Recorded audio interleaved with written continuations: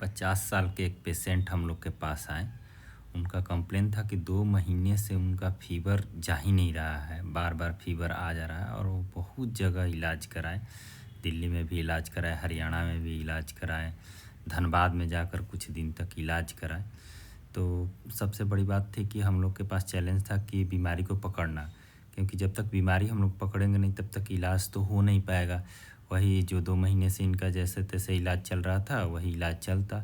तो सबसे पहले हम लोग इनके पेशेंट जो हैं वो इनके अटेंडेंट को बुलाए और उनसे सारा डिटेल हिस्ट्री लिया। हिस्ट्री बहुत इम्पोर्टेंट पार्ट होता है डायग्नोसिस के लिए। तो सारा हिस्ट्री लिया। उसी वक़्त हम लोग को समझ में आ गया था कि मेबी इनको ब्रेन का टीबी हो सकता है। तो इनके अटेंडेंट हम लोग को सारे जानकारी दिए, क्या-क्या जाँच हुआ था, उसका गहराई से अध्ययन करने के बाद लगभग 90% क्लियर हो गया था कि ये जो पेशेंट हम लोग के पास आया है, इसको ब्रेन टीबी हो सकता है।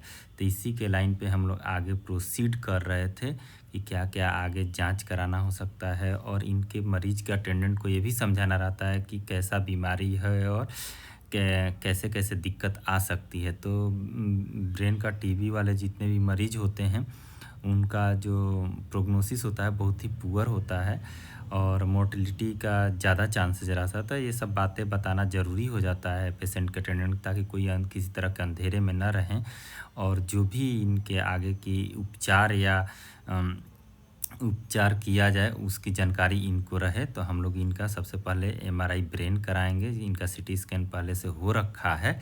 उसके बाद हम लोग इनका ब्रेन सीएसएफ फ्लूइड एनालिसिस करेंगे। अगर हम लोग को कोई एविडेंस मिल जाता है टीबी का, तो हम लोग कंफर्म डायग्नोसिस कर देंगे कि इनका ब्रेन का टीबी ही है और इसका इलाज हम लोग आगे इनको उसी लाइन पे करेंगे।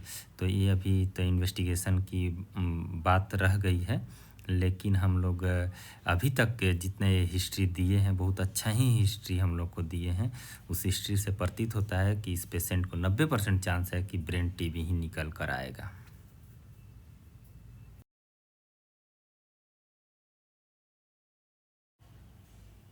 ये देखिए हम लोग के पेशेंट है जो थोड़ा अल्टर्ड सेंसोरियम में भी हैं।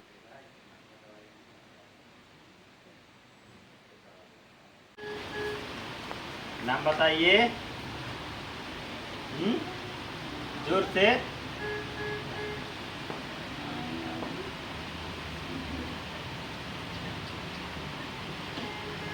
और ये 2 महीने से इनको बुखार आ रहा है और धनबाद, दिल्ली, हरियाणा सभी जगह ये काम करते थे, वहीं पे ये दिखाते भी रहते थे, लेकिन इनका तबीयत में कोई सुधार नहीं हो रहा था, ना बुखार आना जा रहा।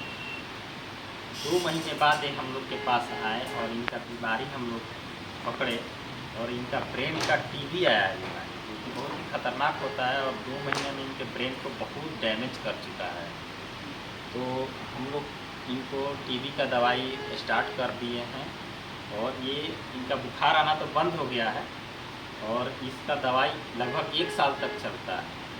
तो इनका दवाई अब स्टार्ट हो गया। आशा करते हैं कि ये ठीक होकर दोबारा हमारे पास आएंगे और इनका भी इलाज हम लोग आयुष्मान भारत योजना के अंतर्गत कर रहे हैं। ये पूरी तरह से प्राइवेट हॉस्पिटल में बहुत ही सुगम और सरलता के साथ हम लोग इसका इलाज। ये सीटी स्कैन का फिल्म है और ये एमआरआई का फिल्म। तो 2 महीने से इनको बुखार आ रहा था और पता ही नहीं चल पा रहा था कि इनको है क्या, दिक्कत क्या हो रही है। कोई बीमारी पकड़ में नहीं आ रहा था, कितना भी दवा खाएं तो बुखार जा ही नहीं रहा था। फीवर जो है वो बिल्कुल अनकंट्रोल था और इनका सीटी भी पहले कराया गया था यहाँ आने से पहले, जो कि आप देख सकते हैं बिल्कुल नॉर्मल अपीयर हो रहा है, कहीं कुछ नहीं दिख रहा है।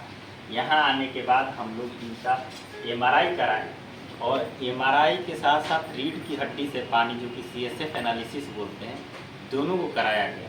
तो एमआरआई में आप क्लियरली देख सकते हैं कि यहाँ दिक्कत आ रहा है, जो भी वाइट वाला पार्ट है वो दिक्कत है और जो इसका ये नली है जहाँ पे पानी रहता है वो देखिए थोड़ा सा स्वेलिंग है, फूला हुआ है, इसको हाइड्रोसेफलस बोलते हैं और ये इन्फाक्ट हो चुका है, पेरीवेंट्रिकल इन्फाक्ट है, जो कि दिख रहा है क्लियर कट, जो कि सीटी में नहीं दिख रहा लेकिन एमआरआई में दिख रहा है ना।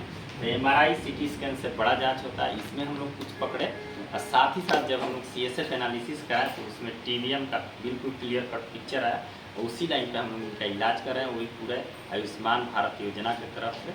और आशा करते हैं कि ये दवा खाकर जब आएंगे तो बिल्कुल फिट रहें। ठीक।